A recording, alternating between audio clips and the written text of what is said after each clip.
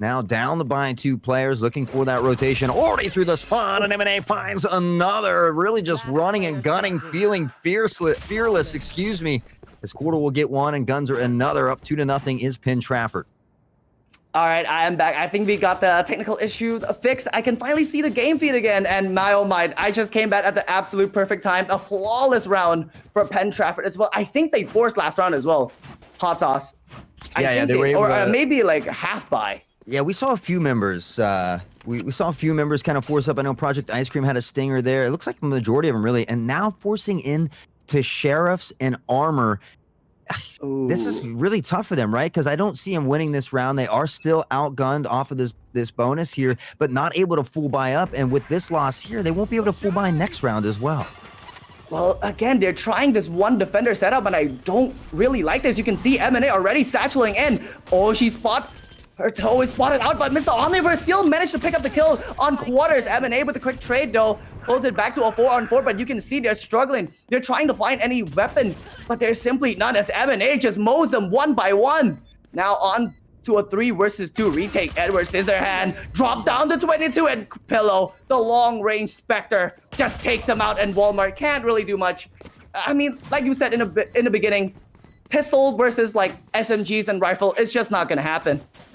Yeah, you know, they had a couple nice kills there initially, and I thought, hey, maybe they could do something crazy here. Unfortunately, peeking out of heaven there, they didn't even see Fade tucked behind the truck. They were looking at Raze and didn't even see her crouch there. So just coming away with a nice, easy kill, able to secure. And, you know, Penn Trafford's not going to be afraid of forcing up here. They had those 3 solid rounds. They won the bonus round. They can force up here, and the economy is still great. They can, even if they were to lose this round, they'd be able to buy the following round. But, again, I don't see them losing this one here. Oh, I really like this gamble stack coming out of Gateway here. 5 members stacked on the B side, and that's where Penn Trafford is coming in. Mr. Omni, where he needs to be careful. The Prowler comes out, and the paint shell as well. He cannot escape as M&A just takes him out with the paint shell. Yeah, great push here again, and M&A Quarter now pressing in. Gunzer's going to get one as well, and everybody on the team starting to find some kills. And if you look at the weapons, again, we see some Sheriffs, we see some Spectres from Gateway, and you don't want to put yourself in a tough position like this against a team so good as Penn Trafford. You need to get on that same economic page, just tough it out, don't buy around, you know, get your butts kicked with just your classics, and then be able to full buy that next round. Otherwise, you're just going to dig yourself a deep hole that's going to be really tough to get out of. Exactly. I want to see teams that are more coordinated when it comes to buying. Like, yeah, buying, it's an individual thing, but if you're buying, like, look at this. Ghost has a Vandal, but the rest of his team only has pistols and 1 Guardian. You need to save as a team if you want to win. And look, Omniverse only with a shorty as he plays, posted up close with a shorty, can't really do anything from that distance as Gunzer just takes him out of the game. And now M&A jumping onto the top rope as she sprays down Ghost as well. The 1 singular rifle is already out of the game. Yeah, now on a 5v2 again. You know, Penn Trafford, they just don't lose many members, even when, you know, they're pressing onto these sites. Quarter steps out, gets 1 more as well. And with that, just 1 remain. Penn Trafford, not a single member to fall as they look to go up 5-0 here early. At 5-0, and it's going to be another flawless round as well for Penn Trafford. I do not see a scenario where they are slowing down here. Hot sauce. They're just going to take this lead, and they're going to expand on it. Yeah, and you know, a big part of that is, look at the buys again. We see a Spectre, and Walmart has 3,700 in the bank. So, you know, he needs to be buying a rifle there. We see Ghost in the Yard with a Sheriff. We see Mr. Omniversal with light armor and a Shoddy. Scissorhands with a Spectre. So, again, these buys is ultimately going to be a big demise for them. They could possibly steal a few of these rounds away and make it somewhat more of a competitive game. But with these scroungy buys, it's just not going to happen. Well, they will have to make do as the rest of Penn Trafford is making their way onto the B side once again. The ultimate from Sky already being deployed, and look at Scissorhand just gets immediately blind and naded from the back as well. Oh no, already a man down. Quarter just shooting bullets through the smoke. He takes out Project Ice Cream Gunzer as well, dropping another player, leaving 2 members alone. A quick trick flash here coming out of Mr. Omniverse, but sadly no one's there. The Judge close range, he managed to get 1. He managed to get the second one. Pulls out a classic as well, but that is a consolation prize as Penn Trafford secures their 6-0. Yeah, honestly, I really thought that judge was a bad pick, but Mr. Omniversal certainly making it work there, finding a few kills as well. And maybe that can be a little fuel to the fire here, get a little confidence, a little momentum going. But again, a bit of a scrappy buy. Now Scissors want to try that judge out. Project Ice Cream has been on that sheriff nearly every round, and they need to start buying some weapons together. They certainly could win a round or two. I know this Penn Trafford team is as undefeated. They certainly dominate every time. M&A 9-1, Guns are 8-2. But again, you need to be buying to, you got to give yourself the best chance possible to win a round. Oh, not again. The solo Cypher on the B side, the solo defender. Finally getting some reinforcement, but M&A just flies to the back line and Quarter just opens up, drops one as Pillow drops another. Omniverse tries to fight back but can't step up to Gunzer, leaving only 2 members remaining on the gateway side.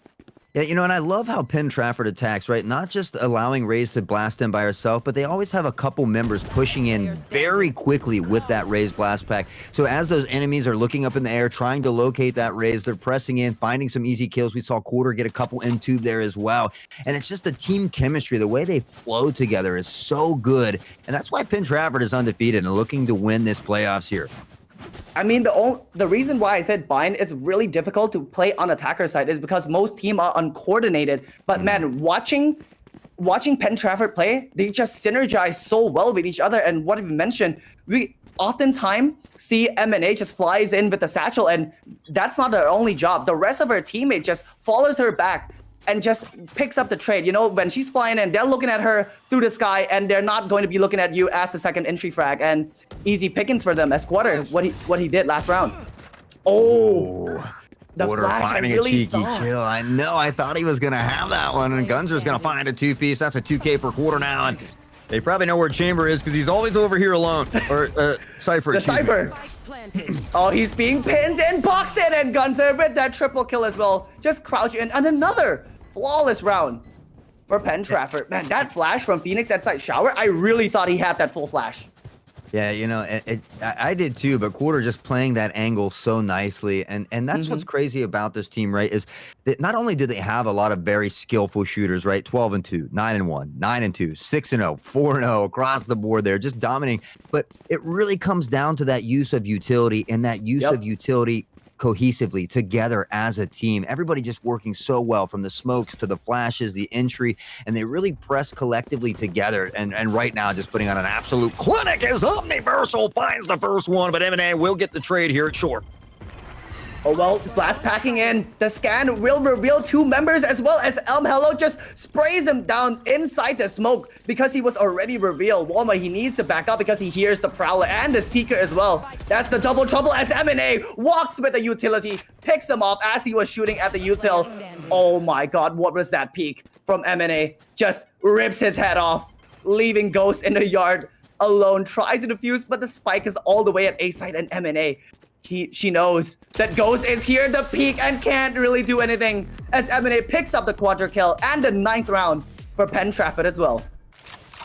Yeah, whew, man, I feel the pain out there, but again, they're just playing so well together, right? M&A, we knew that she was going to be a force to be reckoned with on Bind, and certainly the attacking side, not even phasing or slowing them down one bit. We're just a few rounds before halftime, and still, Gateway unable to find even a single round, and still just struggling economically. We see Sheriffs, we see Spectres, we see a lot of trouble on that side. I mean, Project Ice Cream has been stuck on the pistol for 9 rounds in a row now, going on to the 10. Edwards is at hand, trying to look away from the flash. A little bit scary here as they're playing inside the smoke. As you can see, M&A just satchel in again, and Quarter already picking up a kill all the way on A side. Just a distraction as the spike will be planted on the B side. Project Ice Cream, though, working his way in. He can't get that kill as Ghost steals that kills away. Still on 0 kill. M&A already on the quadra kill. 1 more kill. She will get the ace. Yeah, looking for the ace of spades here. Mr. Omniversal with the judge will be struck down by Quarter. And Penn Trafford now up 10-0. And M&A is 17-1. Yeah, M&A is just doing a phenomenal job here. Not only is she entry fragging, she's always able to pick up a few kills on the way as well. It is very, very impressive what she's doing right now. And Quarter as well. Have you noticed, like, every time they're pushing B side, they always leave Quarter alone at shower, picking up those rotation as they move away from the A side to the B side. Yeah, just doing a great job of having that long, lanking lurk. And, you know, I love Raze. I certainly need to take a page or two out of M&A's book. She is dominating Gunzer with a two-piece, pressuring in, and he gets the triple kill. Rotations coming in, but Pin Trafford has already secured a site one more time. Finally, you can see Project Ice Cream on a gun, but 1 versus 5. This is the gun you want. The sprays is there, but Quarter, what a shot. 1 bullet is all it needs. Just 1 bullet to the dome. 11-0 here, Hot Sauce. It's going to be a quick bind game for us. Yeah, I mean, after 10 pistol rounds, we did see Cypher come away with the Odin. Didn't quite work out in their favor, so he'll go back to the Bucky, maybe feeling a little lucky over there. And again, another scrappy buy from Gateway, as they really need to spend all the money they have, right? Last round before half, you don't need these extra funds. Walmart could come away with a rifle here, but opting to go with that Spectre. I mean, Spectre could work if you're in the right position, up close, medium range, just starts running and gunning. As you can see, that Omni wears a great flash, but unable to pick up anyone because he only has the Marshall, an extremely difficult gun. Scissorhand tries to walk out. Oh, my feed is lost. Hot Sauce, take over. Yeah, Quarter able to get 2 there, and we saw Scissorhands put in some work on long, but Quarter now finding the triple as Project Ice Cream looks to pressure out with that Bucky. He has been spotted as well, and he should have made some time to get out there. You can't move slow. You got to try to close some of that distance, especially when you're facing rifles. And now in a 4v1 situation, Scissorhands will be spotted out, and Quarter with the ace does it yet again. Man, an ace to end the first half. What a fantastic way to establish dominance here in Bind as well. This is their favorite map, Hot Sauce. If you're going up against Pen Trafford, you are always going to be banning Bind. You don't want to let Bind loose. Yeah, I couldn't agree with you more. I think, you know, as we've seen them play on this map every time, I mean, and honestly, for the most part, it probably doesn't matter what map they've been on. They really do a great job of dominating everywhere. They certainly have played and practiced together over the season and have been putting in the work. It does show here. But yeah, I'm with you on this one. If I'm going against Pin Trafford, I am banning Bind, and Bind. Exactly. I mean, you're absolutely right. They're fantastic on any map, but just Bind is their specialty map. And look at this combo. The Fade and the Paint Shell as well. This is going to do so much damage if they time it right, but no.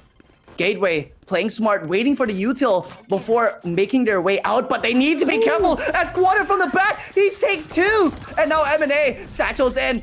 The Boombot as well will take out Project Ice Cream, and she's not done as she takes out Ghost in the yard as well, leaving Mr. Omniverse alone in a 1 versus 3 here. It's still very doable. He switches from the Classic to the Ghost.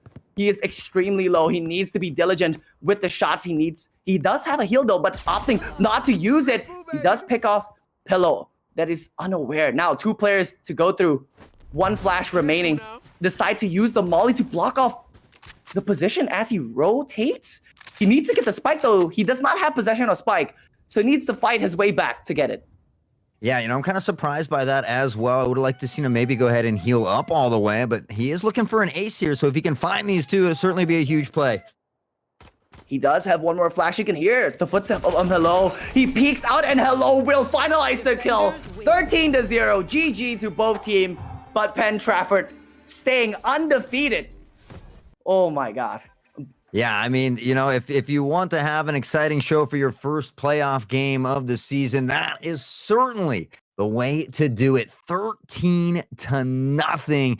We saw Quarter 19-3. M&A only died 1 time. 19-1-2. An absolute showcase by those 2, and the whole crew really putting in some big work. I think Hello only died 1 time as well. So Pin Trafford showing you why they remain undefeated here, and I really look forward to this run down the bracket. Hopefully we'll get to see him against that Greater Altoona 4-1 team.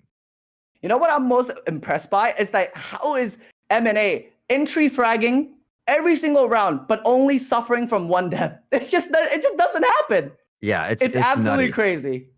And I think it's because Quarter works so well with them, right? Five Mm-hmm. first bloods for Quarter as well. We saw Quarter right behind that Raze every time, finding those kills as they're looking up in the air for Raze. Where could she be? M&A doing a phenomenal job getting into sight, creating that pressure, creating that confusion in the back line. And Penn Trafford showing you, again, why they're undefeated. They certainly deserve to be here. I mean, I think that the one downfall of Gateway is that they kept buying. As we can see throughout the matches, they didn't save. Like you mentioned, you just need some time. You just got to bite the bullet, lose with your classic, but then you rebuy as a whole. You got 5 rifles. It gives you a better chance of fighting against a whole team, and especially against Penn Trafford as well. And I think that is their one big mistake. If there's anything to take away, you got to save as a team and buy as a team. Yeah, absolutely. I mean, the economic part of the game is a huge part of the game for a reason. So that's certainly one thing that they could work on. And hopefully we'll see them back next season fighting just as strong and turning things around. But for now, guys, we're going to take a short break. When we come back, we'll have Winburr taking on Greater Johnstown. So don't go anywhere.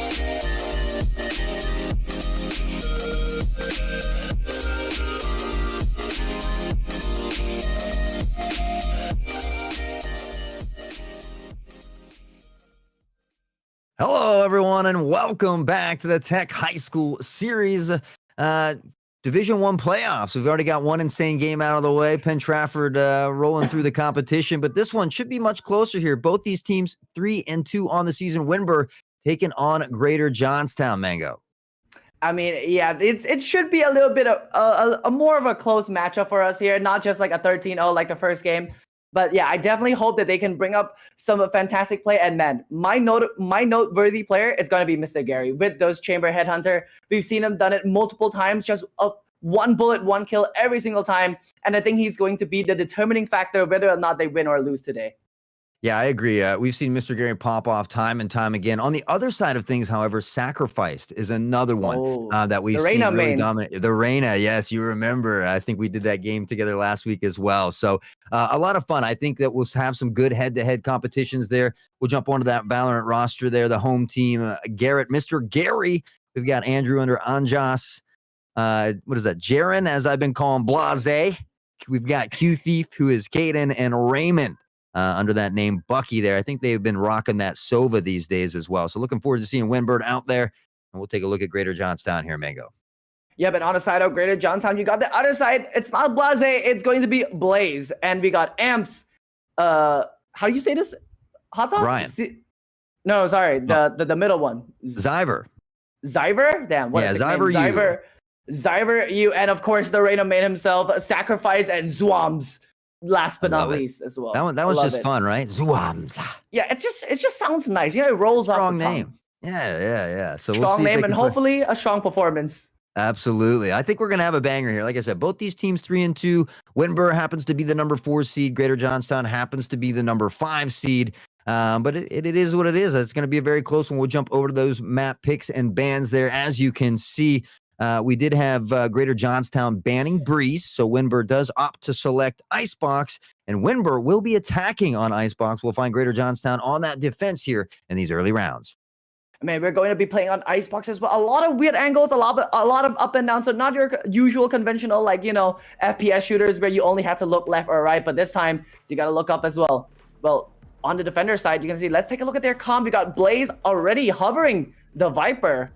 Ooh, a KO pick as well from Bucky. I really like the KO pick, but here's the thing though. There's no Sova. Yeah. On the attacker side. Well, as we see him kind of Bucky, played Sova before. I think KO can be a good fill there as well. You do get a little bit of intel, but you can also nullify a lot of key players. So, you can take Jet out of the ult temporarily. Obviously, it works a little bit better against like Rays and things like that. But it actually, if you hit Chamber, it nullifies the trap as well. It can allow you to get a good flank in because we know Chamber great at holding those flanks with that trip. I mean, I do like the chamber pick, but I want to see another Sova pick because, like, here's the thing. If Sacrifice is going to be picking up those ops, like bringing in the operator, it's going to be really hard for a KO to, like, counterplay the operator. Because if you have a Sova, you can use the drone, you can use the dart, you know, spot out the players, push the operator back, especially on a long-range map like Icebox. I do think that they need to bring out the operator, and if they do, it's going to be really difficult for the attacker side to go in. Because they have nothing to push the operator back. We see kind of similar comps here, though. We do have two duelists. We got a Viper. The big difference there, Fade versus that KO. So we'll see, you know, if they do struggle with that KO. Maybe Bucky comes up big here. As you mentioned, we've seen him on Sova before, but maybe feeling more comfortable, maybe putting in some practice with KO. So we'll see if maybe they kind of change things up a little bit. But Sacrifice is on Jet as well, so not on Reyna. The Reyna. Ooh. Maybe he just wants the operator to play, you know? Like I mentioned, Icebox is such a long-range map, and op is definitely going to be extremely impactful. But I also have a chamber as well. So both sides have chamber. No Sage. I've seen a lot of players transitioning to not picking up the Sage because nobody likes to play Sage. You know, and I think, you know, Jet's really good here, as we mentioned. Ray's also really good here because we talked about how Icebox is one of those maps that has those different tiers, right? There's a lot. You can get on top of Tube. There's multiple different nests. So Jet, Raze can blast pack up there as well. We've seen Omen, obviously not in this game. Chamber can teleport on top of Tube as well. You can get some big picks there, both on the B side or on the Boiler. So I like that they have a lot of momentum characters to change the types of depth here. But again, I think it will be interesting. I think KO can be a really solid pick here, but it's how you play it. I know you like the Sova as well, but I kind of like the KO here. Well, it's all about how you implement and use the character. It's not the character itself. So hopefully he, like you said, maybe he's been practicing with the KO. We never know unless we actually watch the game. Well, time taken away, 10 left on that round timer, so we're about to bring you the action again. Winber, that number 4 seed, 3-2. Greater Johnstown, 3-2 as well. Certainly going to be a banger here on Icebox as the wall falls and the pressure begins to happen. There's Viper on that B site trying to get some early intel. Chamber with that traditional flank trip there right below ramp, and all the pressure right now mounting toward the site. Zyver is going to get taken out by Mr. Gary, and Sacrifice does him dirty right back at him. Well, Mr. Sacrifice already getting 2, but dropped by Bucky. So bring it back to a 3 versus 3 here. Zwams manages to pick up one onto Blase. An early man advantage for Greater Johnstown, but they can't get into site just yet. They need to slow down. They need to reset here. The spike is in their possession, so they can rotate to B side. Oh, he needs to be careful. Blaze spots him out, but unable to connect the shot as the spike rotates away from A side. But look at the rotation on Greater Johnstown. They know that the spike is working their way to the B side. So what do? They run there first. Yeah, again, and you know, I thought they maybe for a second they were going to switch back and go to that A site. I really like a little more mid control here, something under Tube as well, so that you can see that rotation in spawn, but really nobody there watching. So a little bit of free roam, some space given, and now the space is being taken here by Winber, pressing back toward that A site. Viper has that toxic screen going up, but again, now they're all rotating out of this A site. This could be big here for Winber. Oh, I really like the double fake, faking the sound to go away, but Swam is in such a great position. As the wall drops, he spots out Anjas. He drops so low. He needs to be careful, but it's going to be Bucky. The support system takes him out, brings it back to a 2v2. However, Winber are both extremely low. The spike does go down though. So it's going to be a 2-on-2 full retake. Oh my god, Amping it up, a dirty shot to the dome with a classic. And now they begin to pressure on the site together, looking to clear these angles. Another toxic screen back up. Blaze, hungry, searching up top of this Amp, who finds it with a headhunter. A solid performance and a great start here for Greater Johnstown. Man, I really like the double fake coming out of Winber, faking the footstep, faking the rotation, and then coming back to the A side. But just unfortunately, 2 of their members are just extremely low, can't really do much. They have to trade each other. And there you go. Greater Johnstown picking up the first pistol win. A great start. And it will give them this eco run as well. Yeah, I mean, a lot of teams really opt to not rotate. So I like that we're already seeing this out of this team early. I think rotations can be huge, or even just buying some time. There's a lot of clock on a round, right? So you don't necessarily have to break into a site within those first 10 seconds. And I think it shows that they have great poise and great determination on both sides here, both offensive, defense. And that's how we know that we're going to have a heck of a matchup here today. That is absolutely true. Well, you can see they're taking it a little bit slow in this second round. They know that Wimber are on an eco round. That's why they're not pushing in. They're just buying their time, hoping for Greater Johnstown to make the first mistake. It's going to be the Phoenix who picks up the kill out away from B side, pushing all the way to mid. You can see that Thief, he can't really do anything against the Spectre, just takes him out as amped with the Headhunter, taking out his counterpart, Mr. Gary. The flash goes in, the run and gun as well, and he picks up the quadra kill. The Quadro, beautiful flash as well, and it came off that audio cue that he had, right, as well. So he was about to pressure in. They had a decent angle, but they made some steps, and Phoenix heard him. Popped the flash, a nice, easy two-piece to finish it up there. And, well, Greater Johnstown certainly looking very strong on the defensive side so far.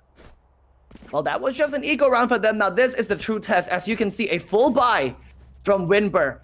5 Vandals, because this is a long-range map. You don't want to see the 140 ding coming out of the Phantom. Oh, that's why so they're rough. opting for the 5 Vandal pick, and they're gonna go on to the B side. The flash is so good, but unable to pick up with his teammate. Blaze, the great cover, takes out Thief as he updraft to the top. Beautiful teamwork, and that just goes to show you the type of team chemistry you have that faith in your teammate as well, and trusting that they get that jet up top. A phenomenal job by Blaze to secure that one, give him the player advantage as well. Mr. Gary and crew still trying to pressure toward this B site right now. Great use of utility is holding them back as they slowly begin to inch their way forward. Blaze is going to spot them out though, and saw at least 2 or 3 there. We'll have the intel. We'll see a bit of a rotation coming in. No one holding that flank there. I think looks like Phoenix is going to go around that way now. Oh, but look at Blase just blast packing in. Gets one, but gets refragged by Am with the Marshall because he was already tagged up. 3 to 4, and look at the flank at Zyver. He started on the B side, now he's already on the flank. He's walking in, Zwam does pick up one, but the trade is there, and Zyver, he pulls out his knife. Unfortunate timing. Now Sacrifice has to clutch this round. 1 versus 1, extremely low. But he has the time on his side. Only 30 seconds left. He spots out one, but Gary just takes him out. 1 bullet is all it takes. And Winber secures their first round. Yeah, great job by Mr. Gary. Had a little bit of a tough start, was sitting at 1 and 2. Certainly a phenomenal round there to bring things back now on the top of the leaderboard. As Mr. Gary's pretty familiar with that, so we'll see if they can keep this momentum rolling. They did have that full buy, but they did lose a few members here, right? So the economy is a little funky. We'll see Mr. Gary drop that AK over to Q, and probably most likely go with that Headhunter. So they are going to save around and play around this hero rifle. And this is where we talked about that economic trouble, right? We see Winber doing smart things here to ensure they can buy in the next round. Well, the operator is already in play, Sacrifice already investing into that operator, and no Soa to push him out. So let's see how Winber deals with the operator.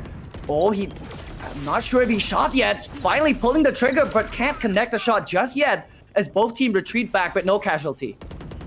Yeah, just really scanning the area. Zyver's going to find one, though, and now begin to fall back. We can see that spike rotating toward the B site. Viper has a good stand, but now they kind of slow things down. They really needed to keep that pressure. They could have had entry onto the B site nearly for free, but now it's Winber who has already rotated around, and Sacrifice is having a bit of struggle with his op. Oh, Mr. Gary is just gifted with that operator, a free upgrade. Oh no, Zyver, he flashes himself. Gary, he has the operator. Zyver must know he needs to be careful using that firewall to get into safety. A smart decision as Amped on the other side, on the B side, picks up a kill onto Onjust. The spike has been dropped. A very difficult round for Winber. And the operator finally being deployed. A pick onto Zyver. 3v3, 30 seconds left. No spike just yet. They need to fight for spike if they want a chance to win this round.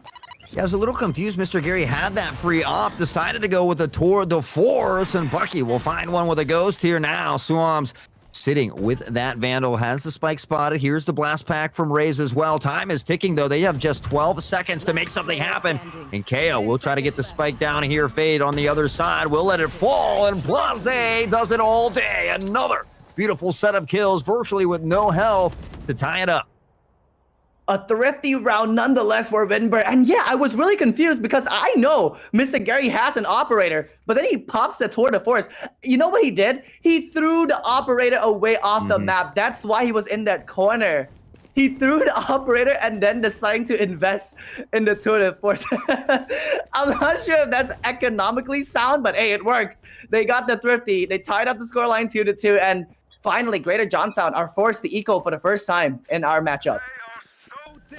Yeah, you know, again, I'm surprised he didn't hold on to it, but if you have the tour de force, you have that Vandal as a secondary, probably just kind of thinking a little more long-term there, and, well, they certainly secured that round. Things all tied up 2-2 here as most of that pressure mounting toward the A-site. Jet in a cheeky position. Jet's going to smoke off that chamber trip as well and work her way through Kitchen. Now on a big flank here, they certainly have to be careful. Well, and the Tour de Force replies back with force, taking out Blase. An early man advantage as Sacrifice tries to work his way in. He spots out too many players. He can't decide on which one to shoot. Gary takes him out, but a quick trade from Blaze, taking out the lurker. So, Thief, no more lurking. It's just pistol versus rifle here on the A side. The spike will surely go down as it's going to be a 3-on-3 retake, but no guns though. Yeah, unfortunately, you know, Q able to smoke that trip though and make their way through Kitchen, end up killing Chamber in that tour de force, tying things up here now a 3v3 as they look to clear some of the sight plays down low. And now that spike ticking away, trying to find some intel. Stepping out, Gary finds one to teleport away on just another, and Zyver on the trade, but not much time. And just in a tough position as now, it looks like Winber back up on top here, 3-2. Winber finally leading the round with leading the round here, 3-2. Man, I mean you gotta feel for Sacrifice. You know, he bought the op in the third round. He missed one shot, and that just ruined the entire game plan for him. Now he has to go on back to the Vandal because he does not have the means to buy up an operator again. Man, 3-2. And an ultimate available for Anjas as well. So all he needs to do is get on site, deploy that ultimate, and look at Anjas. He bought a Phantom because he knows that if he's going to use that ultimate, you don't want a Vandal. You don't want a Gun Tracer. That's why you want a Phantom. Oh, what a shot from Sacrifice, though. Takes out Mr. Gary early. Yeah, you know, unfortunately, Sacrifice has struggled a little bit. We saw him with the op as well, and still at the bottom of the leaderboard, looking to get things moving. Certainly that headshot will start things off. Q will find one on the Zyver, though, who has been the juggernaut thus far here on that defending side. We see a bit of a rotation coming in, and now the Stampede the other direction. That was raised, blast packing out, trying to find Viper at mid, but Viper will get away here and kind of regroup, set things, and slow things down. 3v4 as they begin to push toward the B site. Well, I'm sure the Viper will give them the information that they are coming to the B site amped. He needs to hold this. No rendezvous just yet. That recon almost tagged him out. Finally using the rendezvous on the B side. So making sure he have an escape plan if he can't get the kill. The smoke will delay the push. 35 seconds left in this round. They need to wait out this smoke. You can see that Bucky already priming the flash. Oh, that flick! He tags them. Blaze is extremely low because of that wallbang. The Molly as well, but he has that rendezvous to get out of safety, and Swam will cover the line. The line is being held by Swam and Blaze, leaving Bucky alone and Sacrifice from up top, but it's going to be Amp to finish it off. 3-3. Honestly, they tie it back up. Amp kind of got away with one right there. That rendezvous was not in a good spot. It wasn't behind the wall as well. He had the rendezvous out. There were people in the lane as well, and luckily he had teammates blasting down bullets. Good cover fire, able to get away and clutch up the round as well. And we thought it was going to be a banger. It already is. We've seen the lead change a couple times. It's already been tied up a couple times. Mr. Gary had a tough start too, 1-2, now at 8-3. So we need Sacrifice to get it rolling on the other side. Amp, Zyver certainly picking up the pace and some of that slack there, doing a great job for their team here as we head into round number 7. I mean, Zyver's been doing really good so far. You can see that Q with that plate, he can't really pick up the kill just yet. A few bullets put into the wall, almost connecting the shot as well. Just whizzing by Mr. Gary's head. He needs to be careful. He just got out of dodge there. Lucky for him. The Sacrifice still here, fighting in his position, not giving up this high ground just yet. The Nightfall will come out from the Fade to push any attacker to fall back. The Prowler to giving them a bit of information. Blase just blast packing out, getting into safety. Yeah, Viper at mid holding that rotation as well, but it's not coming in. Zyver pressing forward, blinds one, finds the kill. 2 more there. The sprays come out, and Zyver able to take away Mr. Gary before Blase finds the trade, and now Blaze on a big lurking flank. He hears the reload as well. Trigger control nicely displayed. Will find one, and now Q will fall as well. A big strong lurking flank there from Blaze, and now back on the other side of things, we see Greater Johnstown back on top. The lead just keep flip-flopping. First it's Greater Johnstown, then it's Winber, and now it's back on Greater Johnstown. Man, what a game that we're having right now, and what a flank as well. Coming out of Blaze, like what a smart flank. They know that they have them boxed in. So he just walks in, creeping in slowly, and finally just appearing out from the shadow, just picking them up one by one and securing them the round. Winber changing up the tempo here, focusing on that B side, but look, there's already 3 defender. What a great call from Greater Johnstown to stack, and they know that there's a lot of defender on B side. That's why they're not coming in. Yeah, and Viper able to get that nice flank as well. They had that early pick on Mr. Gary, so certainly communicating that with the team, but now we can see him rotating back toward the A site. Fade really all alone, now rotating off. They will hear that toxic screen come up, and maybe we'll see Fade go back a little bit, but again, a 4v1, severely outnumbered Jet up top. We talked about the elevation changes on this map, and Zyver will sneak through mid, and Jet unfortunately doesn't see them here. Now Sacrifice has a long rotation coming in as well, and they certainly have to fight through this Viper's pit. Not going to be an easy task. Well, the showstopper's already been deployed, but everyone's just hiding. They're not peeking in. Finally, he gets one, but gets traded immediately. The 1-for-1.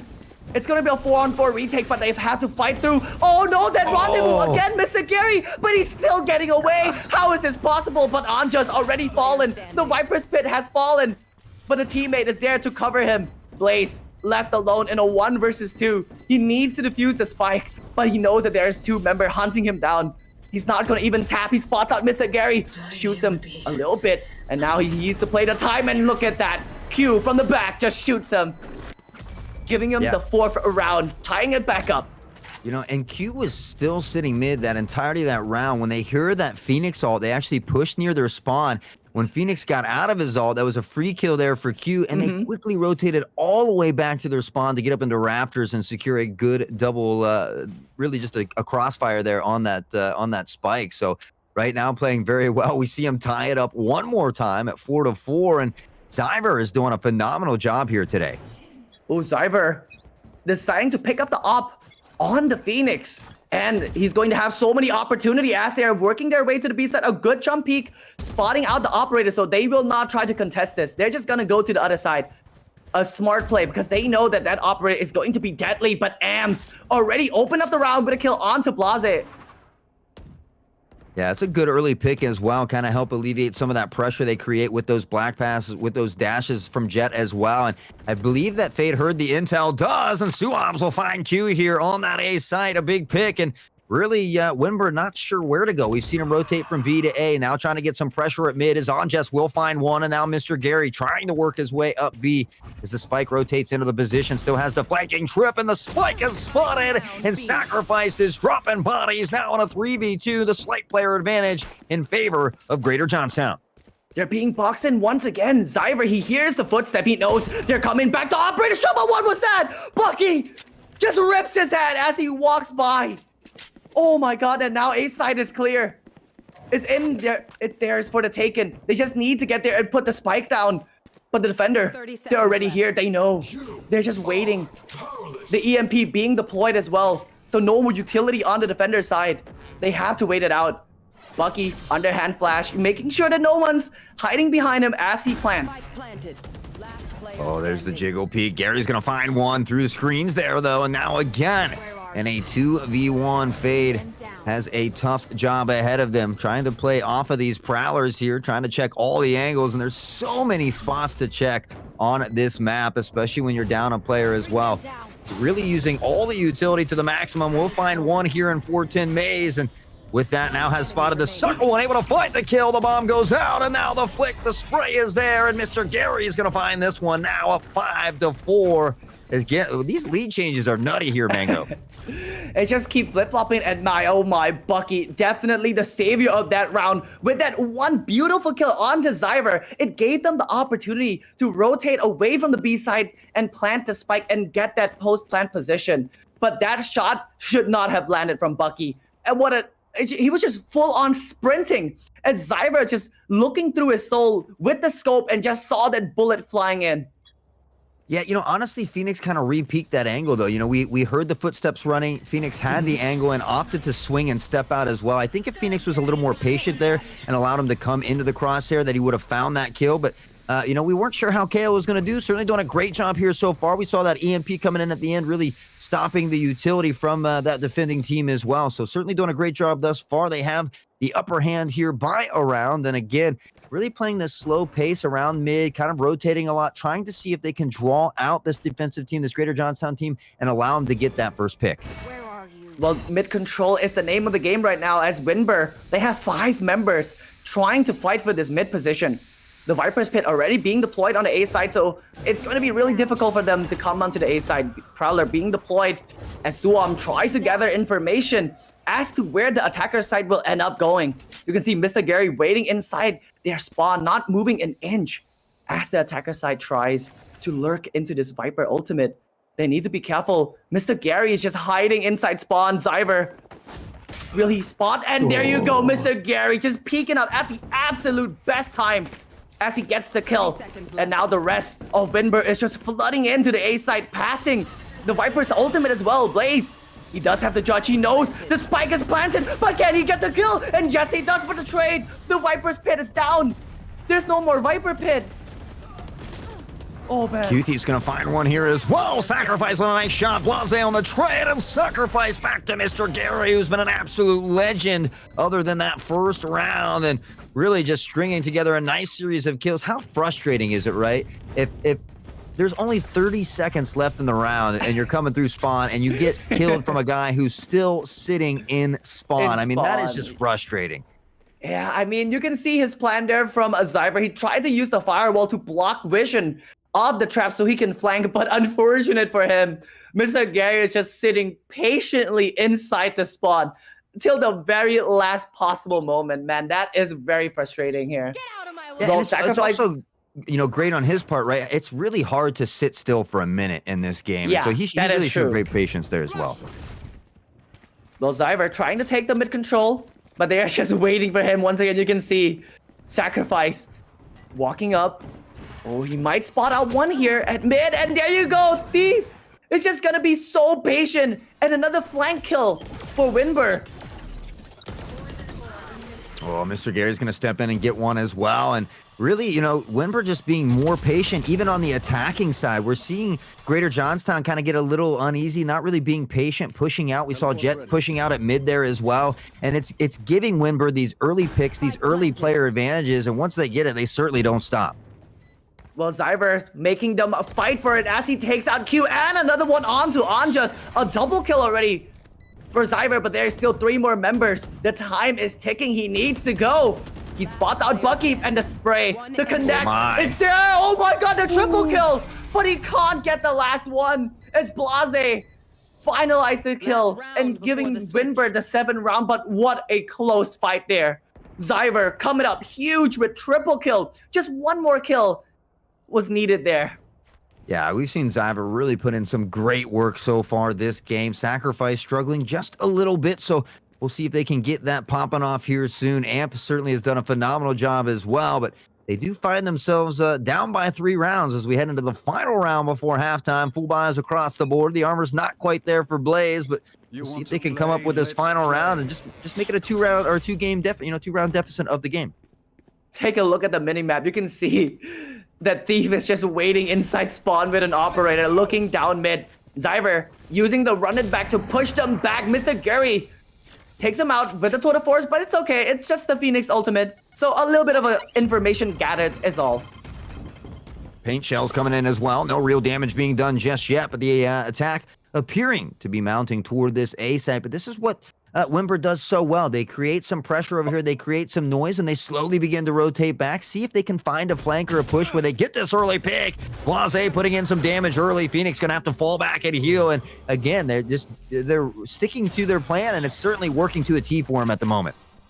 Well, Mr. Gary putting that tour de force to work, picking up a kill onto Sacrifice as well on the A side. Zyver, he hears the footstep. He knows that they're coming to the B side. No flashes though, so he needs to just fight this with raw aim. Oh, he spots again, barrel, and he picks and he gets the collateral as well. Picks up 2, making it a fair fight. Just a beautiful play. Great poise as well as he steps him out. It drops to Blase, finding Zyver, though, and will extinguish that flame as he's been on fire. One spotted at yellow. Here comes Fade looking for more intel.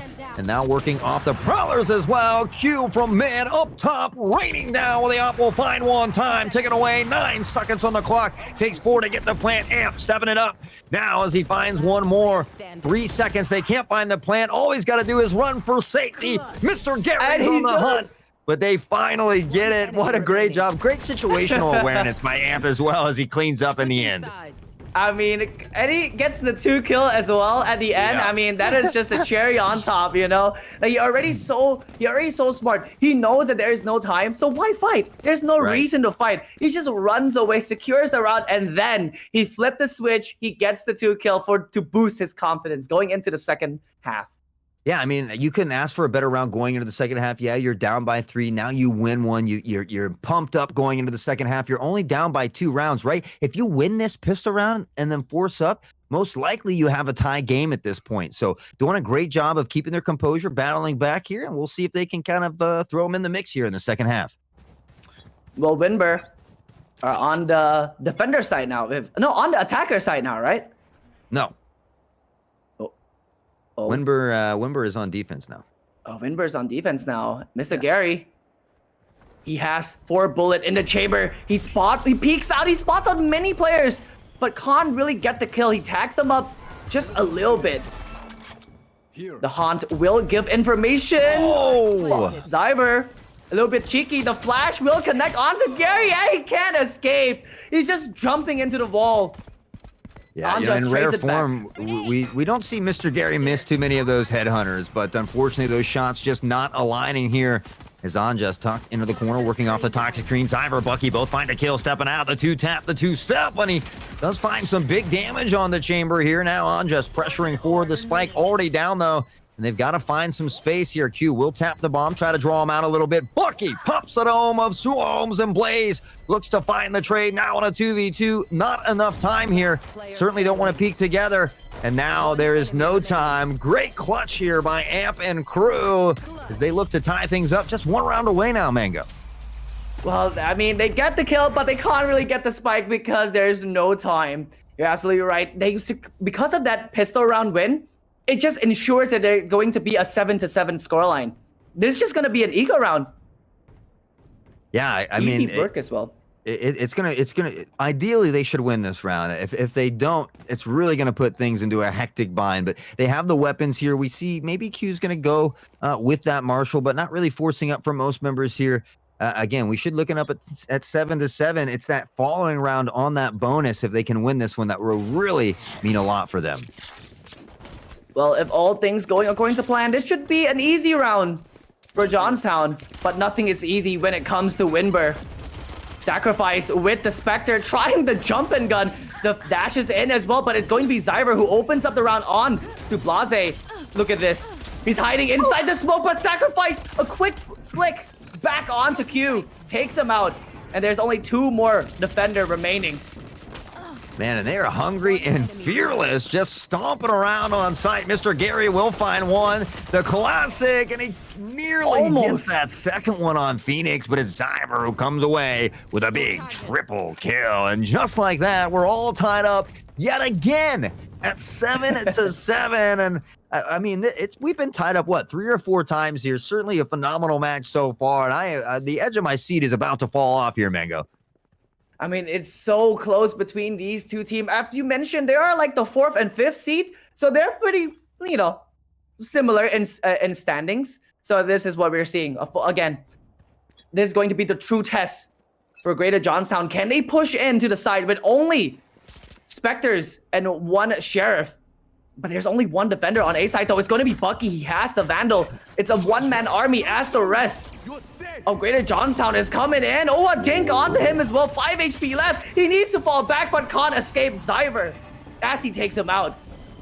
Yeah, just a great job there by recognizing the player advantage and pressing off of those flashes and utility. Big nade from Blase.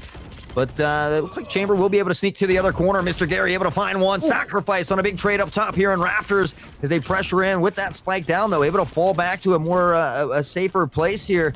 And now they just have to play smart. Play these angles. You have the time on your side. The spike already down, so just keep playing smart, and you'll come out on top. Oh, but the Jet flank is coming. They need to go a little bit faster, though, as Blaze takes out Mr. Gary. The big heavy hitter is already down. Anjas tries to fight back, but Thief just takes him out, leaving only one alone, and Sacrifice will get that triple kill, giving them the lead once again. Greater Johnstown, 8-7. Yeah, only 11 health for Sacrifice there going up against that the other Jet Q with full health. So a big clutch kill there, and just like that, we see the lead switch again. 4 rounds in a row here as Greater Johnstown looking to put in the work. I'm loving this so far. I mean, Zyver 20-13, Mr. Gary 18-9. We knew that it was going to be 2 people battling out. We thought it was going to be Sacrifice, but Zyver is showing up big today. He's stepping up for his team when his team needed him the most.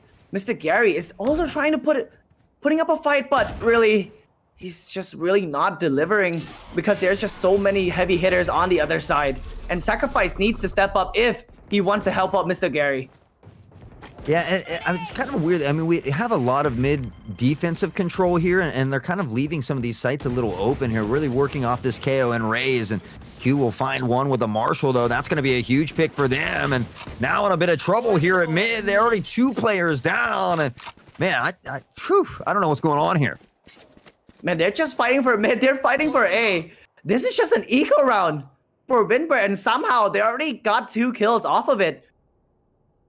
Q with 5 HP sitting up top at Ness. Zyver walking down below. Will he check this?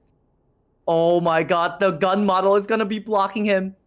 This is so awkward here, Hot Sauce. I know, and neither of them have health, right? Like, yeah. Q at 5, Zyver is easily 1 Marshall shot to the body, and the miss comes out. Q, no, yeah, the Thief had a chance to steal it, and he misses. Unfortunately, Blase will get 1, and now just like that, nearly able to find the equalizer. Jet has not much health and a long rotation to come into play.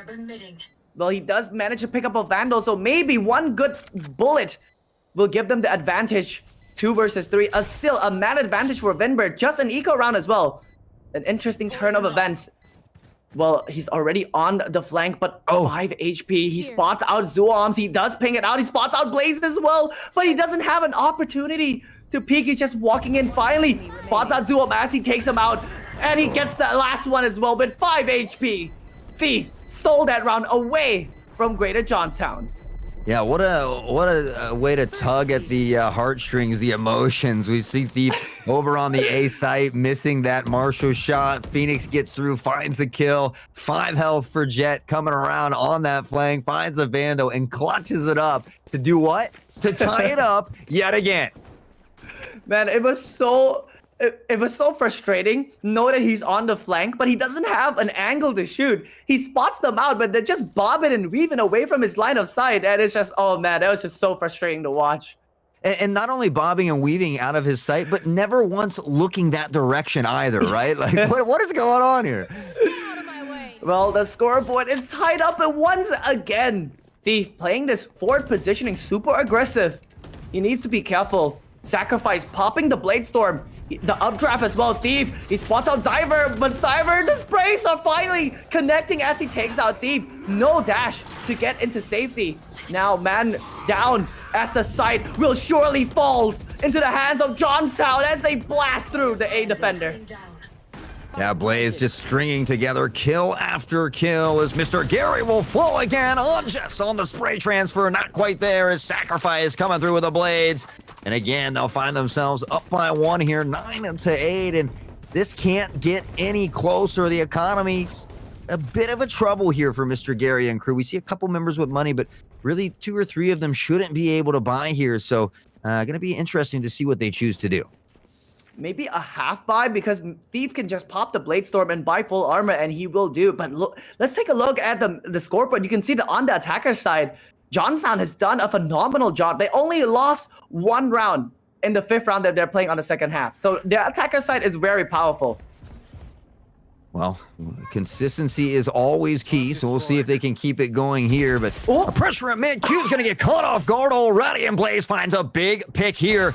Now can they carry the advantage on? Amp steps, flicks to the side, finds Anjas as well on that classic. And, you know, obviously a bit of a struggle. They don't have that full buy there. Zyver able to pick up one lurking below, though. This could be big. Blase from behind with a Guardian raining down. Amp gets the trade. KO left all alone. And can he come up with something big here? Oh, He got one, though. That was a dirty nice shot. Yeah. Yeah, he got the dirty shot, but I don't think popping the ult there is a great investment. It's a 1 versus 5, I think, or maybe 1 versus 4. You're not going to get much out of the KO ultimates, and you need that ultimate. And look at the scoreboard. There are 4 ultimates available for the attacker side. So maybe if the KO has ultimate, he can stop and delay the push. But since he already invested it, there's nothing stopping Zyver from just running in. I have fat fingered the tour de force many times, so you know it was getting pretty hectic there. Maybe it was a miscue. Hopefully it was an 1v4. I just don't see him popping that. I agree with you. Yeah, it was probably an accident. No reason to pop it. And Thief, a great shot onto Zuam. Blase onto Sacrifice as well. A good start for Windburst. Finally showing signs of life in the defender's side. But Amp does have the tour de force. Operator v Operator. Getting away into safety. The spike has not yet gone down, and Blase spots out Blaze as he's not looking his side. Takes out Viper as well. Ultimate. And now leaving Zyver alone. The Juggernaut, as you mentioned. 1 versus 5. Can he do it? Oh, the flank is there. 1 middle, 1 right. What can you do? Flash already used. He knows it. Anjas is there. He takes out Anjas, but Gary is so quick on the trade. A great round for Winber. Finally a good win on the defender side. Yeah, Winber, I mean, just again, remaining patient there as well. They knew there's one left, but they're not getting overly aggressive. They're just holding those rotations, those angles, and just playing smart. Only 2 rounds for them since the second half came to be. So looking to carry some of that confidence, that momentum forward. But again, the economy's still there. We'll see Zyver and crew able to buy up here at least 1 more round. So again, they've got to take a couple rounds consistently away from this Greater Johnstown team. Mr. Gary walking up. He knows that he has the TP. That's why he's playing so aggressive. And once again, Thief just opens up the round. But what? Gary can't escape. Blaze just takes him out so fast. Oh my God. He can't even TP out. Yeah, he was kind of spraying for a little bit too long, hoping to get that kill, a little sporadic as well, and he can't find it, can't get out. And that's a huge pick for Greater Johnstown to get that raid boss, Mr. Gary, out of the way. They certainly still have to deal with Q Thief, though, who has been on a hot roll here in these last few rounds. Anjas in a prime position to pick up a bunch of players. Blaze making sure, checking every angle, but Am just stepped up a little bit too far as Anjas picks up both of the players, and now Sacrifice managed to get the trade, but there's still 3 members left to go through. He does have pretty healthy HP, and he decides to take it mid. Blase peeks out immediately, gets his head taken out. You know, and what a great job by Viper there as well, knowing they have the Phantom pushing all the way up mid, just holding that rotation as well, finding a couple kills. Sacrifice battling back nicely. We'll get 1 more. That triple kill, face to face with the Opper, and just like that, looks to rotate away. Has to be careful, but now with that rotation, plenty of time, will find the spike and now force Q to come back the other direction here. So this is certainly going to get very, very interesting in just a few moments. Oh, great plant spot as well. This will give him so many angles to play from. And look at this Sacrifice. Planted in an open position, making Thief think that he's going to playing long, but he decides to play at back position, and Thief is just running all the way to the opposite side. He's gonna burn so much time away from this retake. He needs to be quick. Time already ticking. Thief checking every single possible angle, making sure he's not hiding. Yeah, you know what? And such a great plan. Luckily for Thief, though, they do go all the way this way. Oh, and he jumps down in front of him, though. I think he wanted to go to rafters. He didn't quite make it. And Sacrifice with a 4K and quite possibly one of the biggest clutches in the game here tonight. I mean, 1 versus 4 clutch. What a fantastic clutch to come out. Oh my god. You know, we were talking about how Sacrifice needs to step up, and he did just that. He isolated the fight one at a time. A great pick, and then he's so smart. Even though he messed up the dash into the operator, but luckily he got away, and then a great plant spot securing that round as well. 11-9. A fantastic second half for Greater Johnstown. I was looking at the scoreboard, and you literally took the words right out of my mouth. Sacrifice doing a great job to step it up. Q is going to find a huge pick on the Zyver, though. And now with that, the advantage. Prowler's not going to find Gary as he taps the dome and gets out in a hurry. My, oh my. What a great shot. And now the floodgates are open as they try to come into the A side. The trades are there, but it's simply not enough. The Viper's Pit will be deployed as well. 2 versus 3 retake. Blase extremely low, using the showstopper. Can he get one? No, he can't. A Sacrifice flies into the sky, picks up Anjas, and he wants more, but maybe a little bit too overzealous as he gets traded out. Thief has to clutch 1 versus 1 against Blaze in his own Viper's Pit. This is extremely difficult for Thief to find anything. You can see Blaze just maneuvering away from the spike. Thief already down to 1 HP. Finally, oh no! He dies in a molly! No! The cat versus mouse action right there was too much. And again, the time was ticking away, right? There's not much health because Q has been searching in that Viper's Pit for so long. And Viper knew there's not much time. Throws the molly already on the way out. Q 1 health, walking right into it, insta down. And now, just like that, they're sitting at match point here. Man, oh my god, that was so unlucky for Q. 1 HP, steps up to the spike, it immediately gets dropped by the molly. Well, match point. 1 more round is all they need for Greater Johnstown, and what better way to finish it off by a mid split into the B side. You can see Sacrifice already investing into the dash. Take position of mid. Bucky is already tagged up so low, needs to be careful. Zyver though, fighting back, taking a kill onto Blase. The split. B. Bucky. Great position. Takes out 2. Can he get more? No. The trade is there from Blaze. Pulls it back to a 3-on-3. Thief. Marshall. 54 HP. Needs to be careful as he repositioned. A sniper can't be at the same spot twice.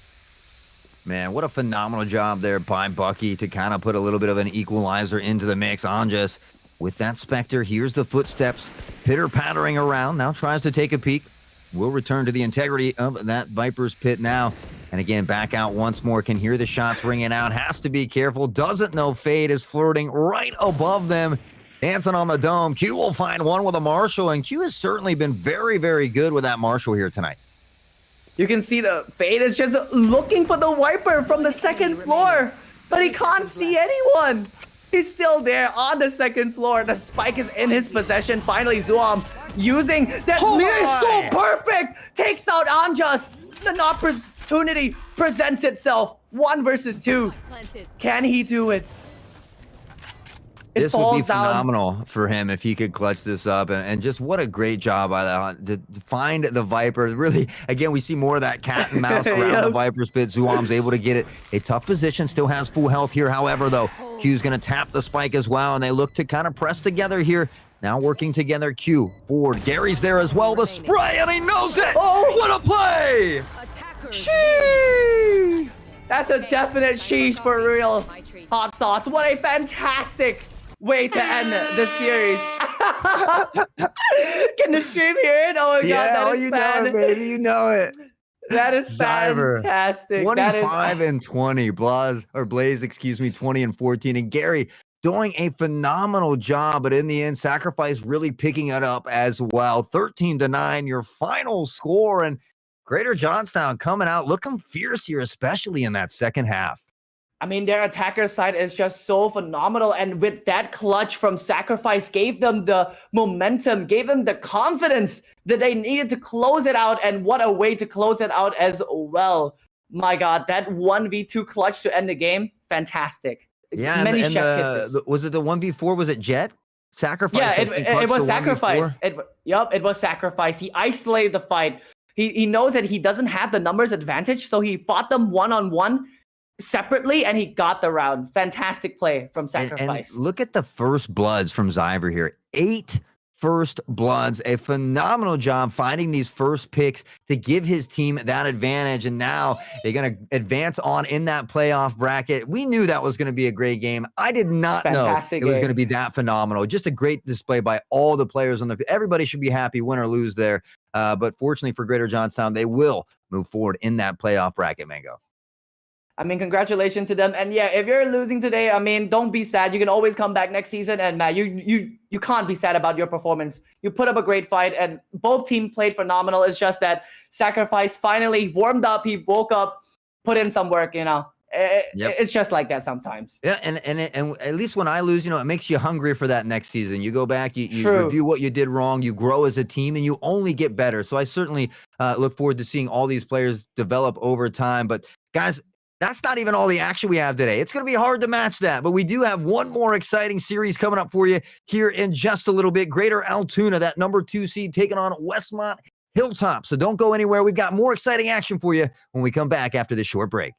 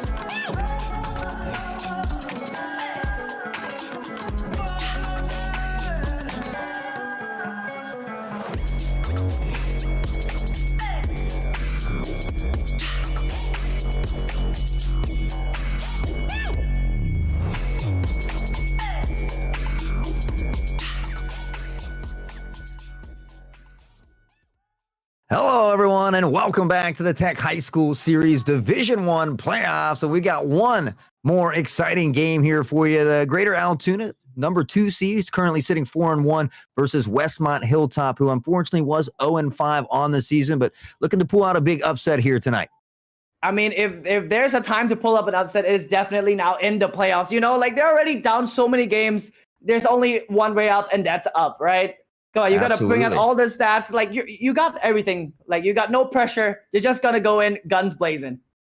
Yeah, and you know, a lot of familiar names out there. We see Zloty, Bain, Grandoff on the other side of things. I know you and I had talked about Grandoff earlier. We're excited to see him back out on the battlefield here. So I guess we could take a quick look at the map bans and picks and see where we're going to be heading to, Mango.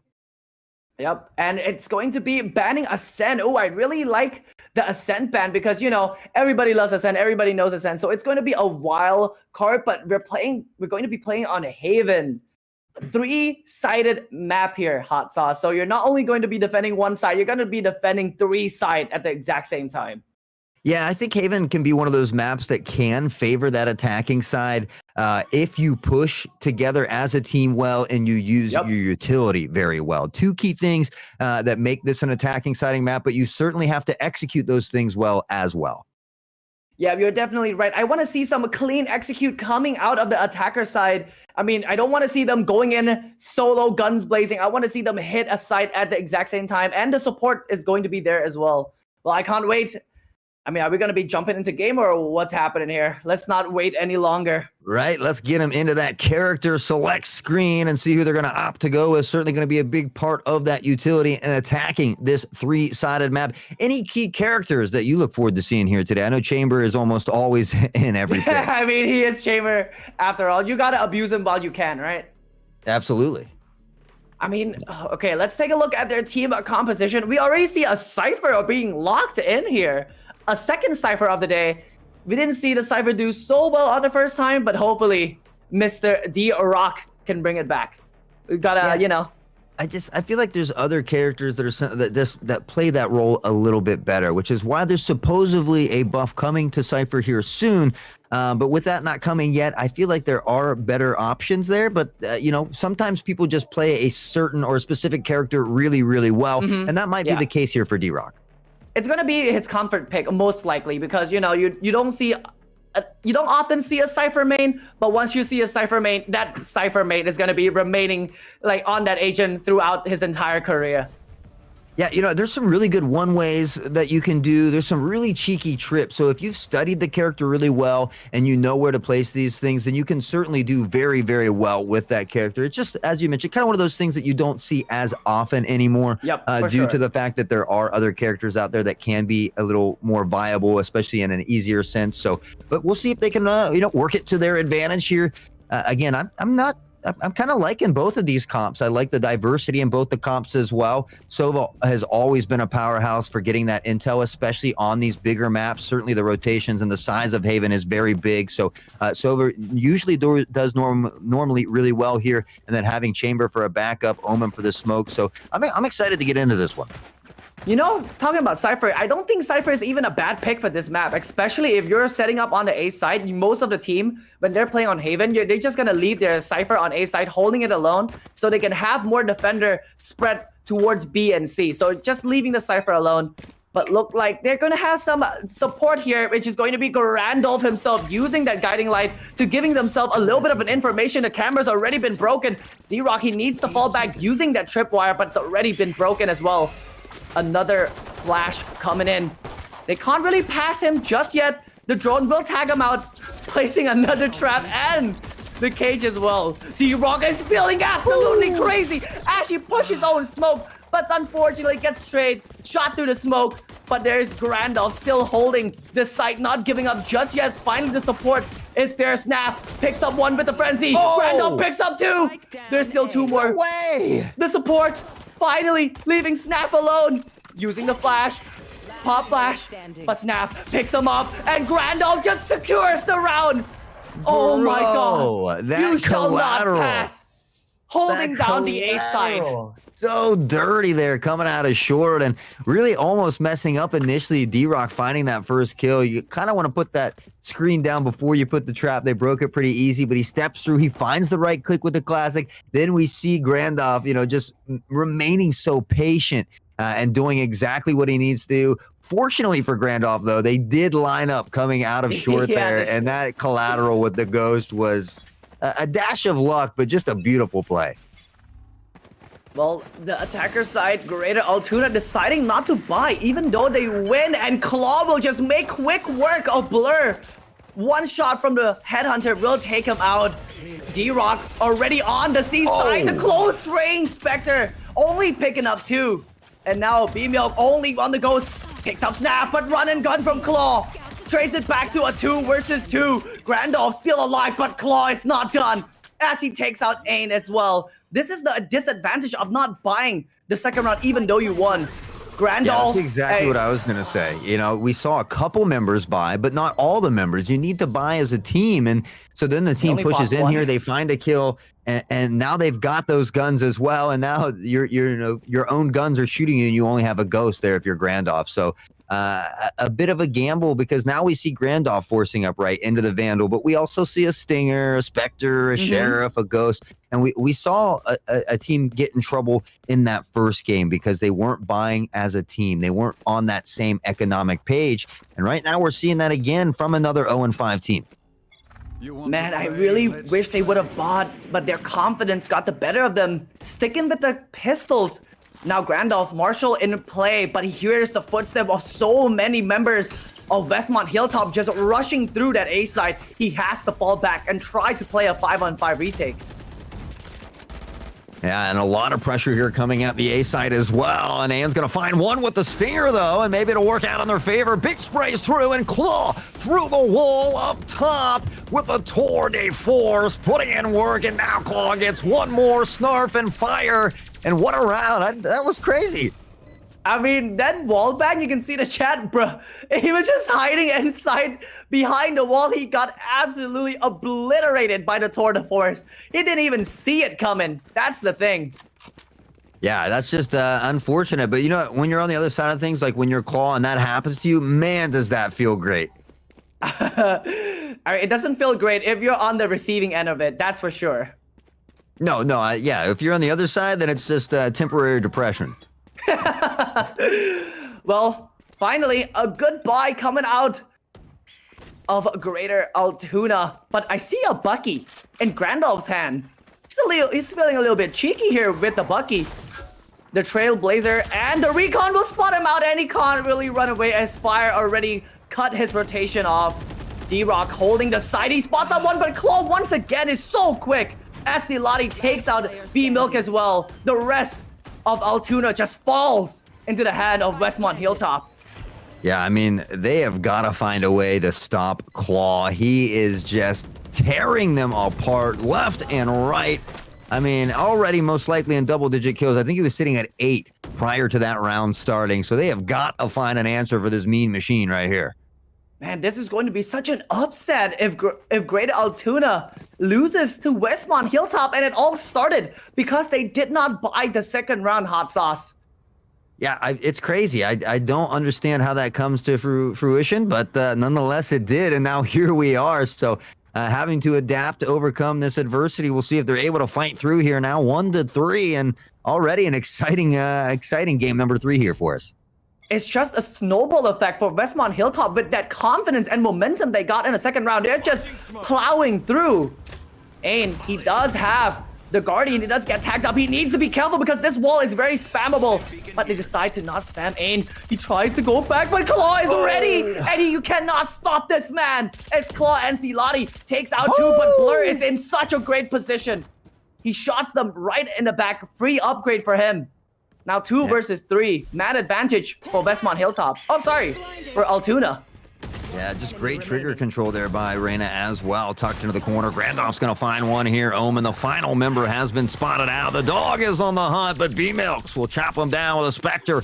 And now 2-3. What a great position from the Reyna there. Just waiting patiently at side platform. Just wait for them to come in, plant the spike, and then a good spray control takes out both of them. For a fairly decent range as well on that Spectre, so pretty hard to control.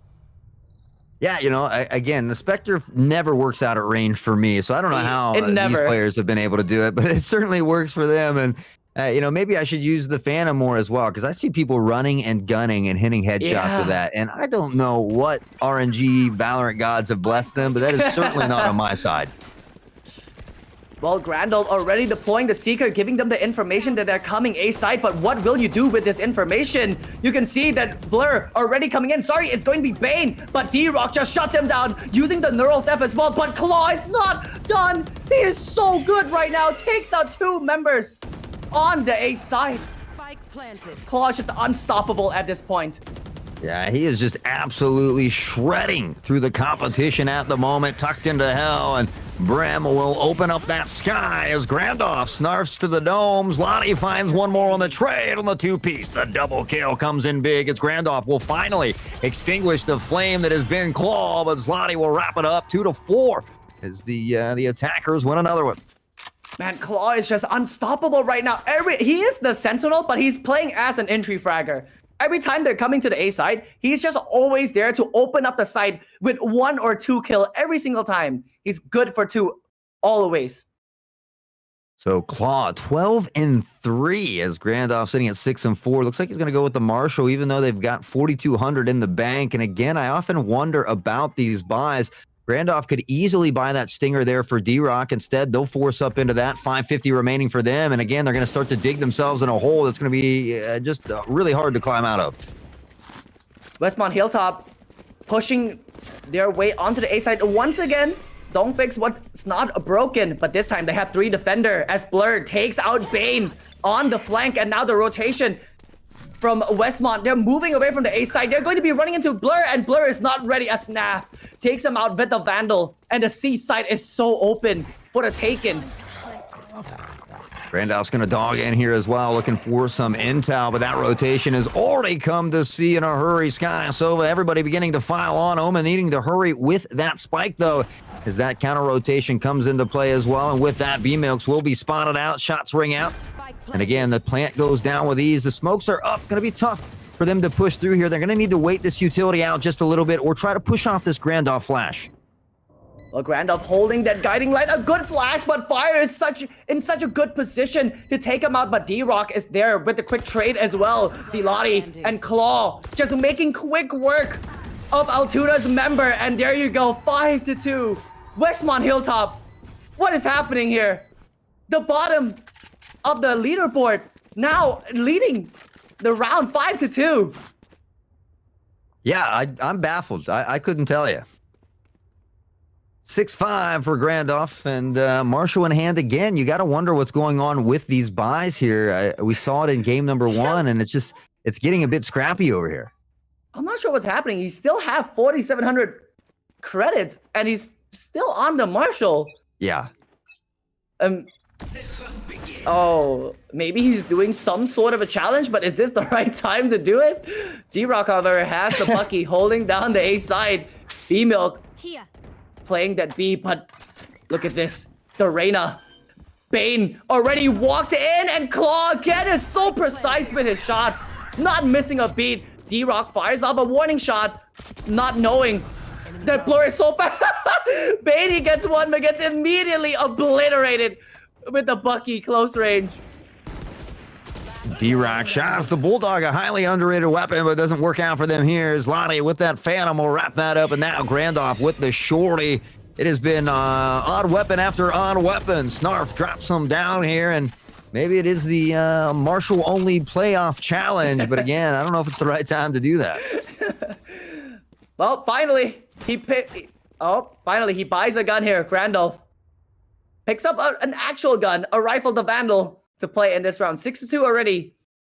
Westmont Hilltop leading by 4 round. A fantastic start for Westmont. All they need to do is keep this lead, keep this momentum, and they will surely win out this game.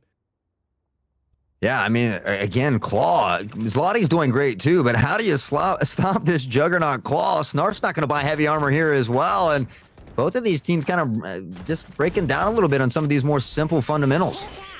I mean, it's the no armor challenge.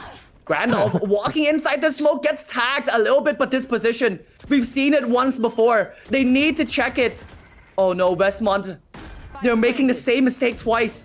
Bane just unaware, and finally Snap just walking in. But Grandoff, oh, the shots aren't connecting. But B-Milk is there to take out Bane as well. A great flash to slow them down as Zalati takes out D-Rock.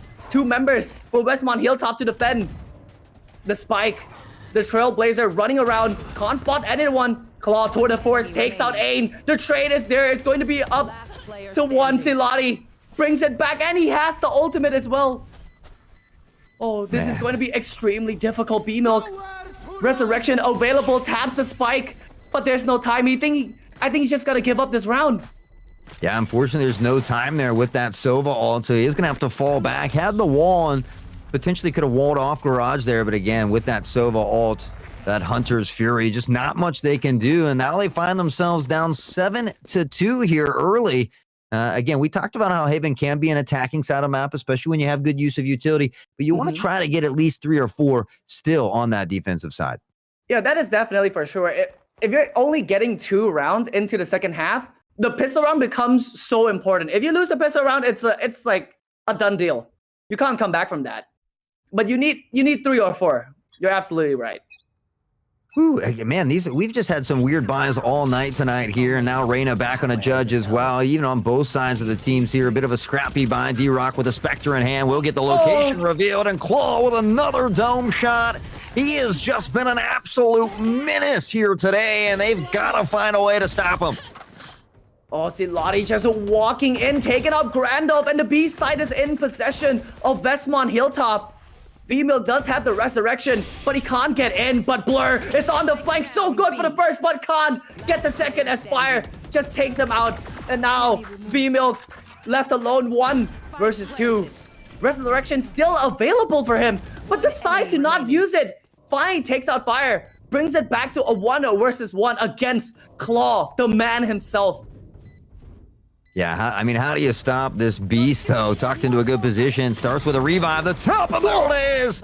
B-Milk said, hey, you asked the question. I got the answer. Here's the 4K, and they let us spray. B-Milks with a huge clutch here. And they'll pad one more on the board. We talk about looking for that 3 or 4 magic number. Certainly just a little bit closer now. B-Milk just using that resurrection just for style point. He did not need B-Rock there. Just res him up. Just with style point, and then immediately taps the head of Claw. What a great play from him. I was really worried that he wasn't going to use that resurrection. He kept it for so long.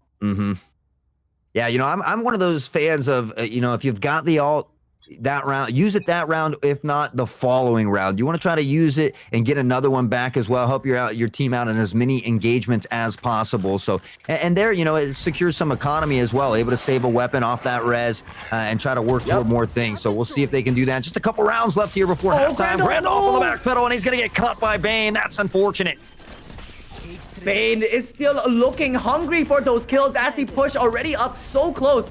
Oh no, B-Milk, a gifted kill for him. Fire just TPs into his own demise. The neural theft being deployed, but D-Rock is so dead right there as Silati, Claw, and Bane just rips their head off 1 by 1. Westmont Hilltop already on the 8th round. In the half. Yeah, I mean, again, just a really strong start for them here in the first half. Claws, Lottie, everybody playing very nicely. B-Milks has had some big plays, as have Grandolph, but again, we see these scrappy, weird buys. We've got some more Spectres here, and it's one of those big economic problems that we saw in the first series tonight. We're seeing it here again in game number 3. I mean, I don't want to jinx them or anything, but we might see some major upset here. D-Rock can't seem to place his trap up there. Having some difficulties with the Cypher technique, but it is okay. This time, they have 3 members on the A side, so a little bit more reinforcement to help them. D-Rock gets spotted out by the drone. He needs to be careful as he crosses the gap. They found my wire. Yeah, a lot of shots ringing out here. No real damage being done just yet, as that wall is placed into position. And then Omen up top with the Odin raining down a hailstorm of bullets. Grandolph, Snarf, both able to find a trade here. Flirting on the other side of that smoke. Slotty somehow gets Grandolph pressuring through. Blur will find one more, but a 3v1. Now a 2v1 is Blur looking to step it up a notch here. The flash goes out, the leer, the spray's there. One spotted, but Slotty will put it away. And 9-3. Will it be a curse? I'm not so sure. Well, we got the curse scoreline 9-3. It's all up to them to activate it at this point. Well, any great comeback starts with the pistol round.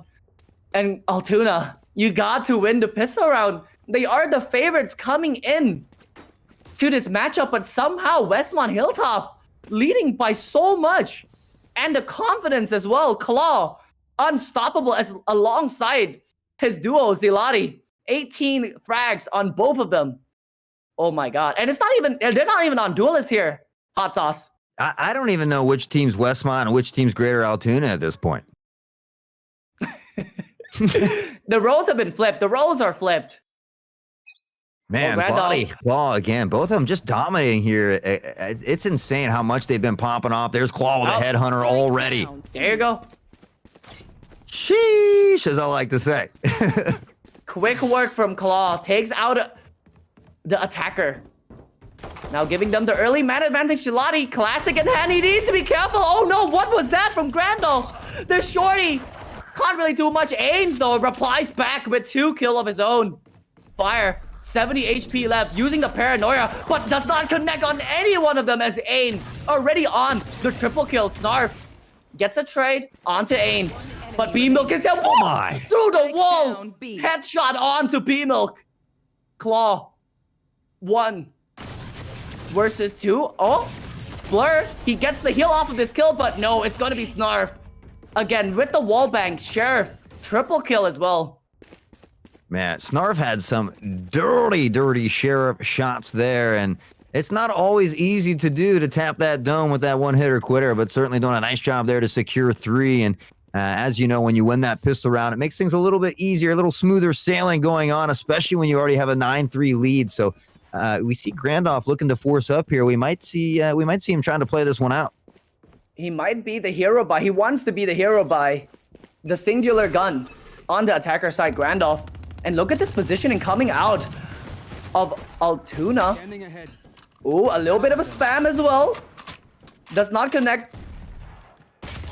Grandoff just waiting outside. Trailblazer being used. Claw once again taking out B-Rock for the 2nd time in our 2nd half. And fire from the back line. But Ains is so good as he takes out 2. But the rest of Altoona just falls. And now leaving Claw alone. He can't do anything. What just happened there? Hot Sauce. I thought they had a grip in this round, but for some reason, they just lost it. That force up working in their favor. We saw things on the other side go the same way as well. And, you know, as we had mentioned, things on that attacking side can be a little bit easier. But I don't know. This has just been hectic. Everything that I thought was going to happen is not happening, and I am just 100% baffled, basically, at this point. They're not following the script here. We got some problem. They're not following the scripts. Well, we'll see if they can get back on page. I don't know how they stop Claw or Zloty here. I mean, they've just been absolutely nutty. Snarf is waiting with this flash here, though. And with that, spots a lot. There's so many there. He doesn't even know who to shoot at, though, I think. Well, he shot the cage. That's what he's going to shoot at. The Trailblazer does come out as well as Blur sneaks his way in with that wall. Gets up the kill, but Ain is there for the trade as well. Bane, the flank is so good. The Stinger from downtown. He picks up 2 kills. Heals himself back up. Blur, 21 HP, but positional advantage. The dismiss will be his demise. Oh, no. I literally am so baffled right now. I don't understand these back and forth, these exchanges, the positioning when we're buying and saving here. I am dumbfounded at the moment, but 4-11 here, a little bit closer to match point. The economy kind of iffy there, though. Kind of iffy. Well, wait a second. I think we got the wrong team here. Hot Sauce. Yeah, you know, I wasn't lying when I said I didn't know which team was which. Well, correction, Altoona is already on 11. So we were wrong. My apologies, viewers. Yeah, that's why I never once said a team name. I was spamming in Discord for the last half hour trying to figure it out, but I was wondering and worried. I thought maybe we had Greater Altoona on top, but I didn't want to misspeak, so I was certainly waiting until someone else found out for me. I mean, I was real thoroughly enjoying it because, come on, man, who doesn't love an underdog story ever? Like Westmont Hilltop with the storyline coming up from as the underdog, playing so phenomenal, but then in the end we realized, nope, it was the true. I mean, Greater Altoona is just rolling them at this point. Yeah, 4-1 for the season, you know, on the season for a reason, and Claw, just between Claw and Zloty both. I mean, not to take away anything from Snarf or the rest of the players, because they're certainly playing phenomenal as well, but Claw has just been an absolute menace out there since round number 1, just running in fearlessly, running and gunning, finding headshots, hitting beautiful spray transfers as well. And again, just showing you why they are the number 2 seed. Fire just playing so close, using that paranoia, but no one is pushing into him. You can see that Westmont Hilltop are just playing so slow. The defender, they're just playing a slower pace in this round. They're not trying to force it, making sure that they don't lose a player early. And now that pressure coming toward the A side. Omen up top, trying to find a little bit of a headshot here, but one is already tucked into the cubby. There's the spray, and he's going to find that, and the spike has been spotted. 2 more there. The spray comes out, and Fire gets another one. Putting in work here from above. They know there's one tucked into the cubby. They're going to pressure here together. And that's Slotty who finds, and now just one remaining member down here in sewers, and Fire finds the triple kill. And Greater Altoona now sitting at match point. Match point. Well, the storyline that I had in my mind is just completely shattered. I was rooting for them. I was really rooting for them. Oh my. I mean, this is why Greater Altoona is just showing us why they are, like, you know, the second seed. And they're just putting in such a phenomenal performance, especially Claw and Zalati. 22 frags and 21 frags on both of these players. And oh my, they're not even done. They're not even done. They could possibly get more here. I mean, honestly, Westmont, though, like Gateway, has a lot of skill. The biggest problem we see here again is the economic issues and not buying together, not playing together off of those rifles or weapons. And I think that's the biggest thing that hurt them here today. You know, is Greater Altoona slightly more talented? At least here today, yes. But again, I think a lot of it comes down to those funky buys that they had and those offset weapons that just weren't working for them. Yeah, and I've seen Grandolph was a couple rounds. He only had the Marshall. Like, he had so much money, but he just kept buying the Marshall over and over again. I'm not sure if that was a game plan. Maybe he's trying to save up for an operator. But yeah, definitely the buy did come back to bite him in the end. They should have saved as a team and buy as a team. We've seen this mistake in our first matchup, and we see it repeat itself in our last one. So Greater Altoona will come up on top here and continue their playoff bracket run. Congratulations, Lottie. Claw had 5 first bloods as Chamber. Who needs a duelist when you got Chamber out there? Just a legend popping off Zlotty. A great job by them as well. A correction. It's not Chamber. It's Claw. It's not the Asian. It is the player. And man, he has put up such a phenomenal performance today. Congratulations to them as they move on to the next stage. And yeah, man, what a fantastic game we had today. Like, the second matchup is super close. The first and the last one, a little bit weird of a buy. We've seen that they're not really buying as a team. And I think that is their downfall, actually. They don't have the firepower to stop the 5-man push when one member is on a full buy and the other's on, like, what, a Marshall, a Sheriff, a Bucky. Like, it's really difficult to defend against 5 members with full rifles. Yeah, I couldn't agree with you more. Like we said, the first and the last game, a little bit of a blowout. That second game, though, phenomenal by both teams there. Couldn't ask for a better banger. Guys, make sure you're following the TEC High School Series, whether it be the eSport company or that secondary channel, the TEC High School Group, constantly bringing you great action here for the playoffs, both in or all 3, Valorant, Rocket League, and Overwatch. So we have a lot more exciting action coming up for the rest of the week. That's going to be all for us now, though. We hope you guys have a great week, and we'll see you here next time.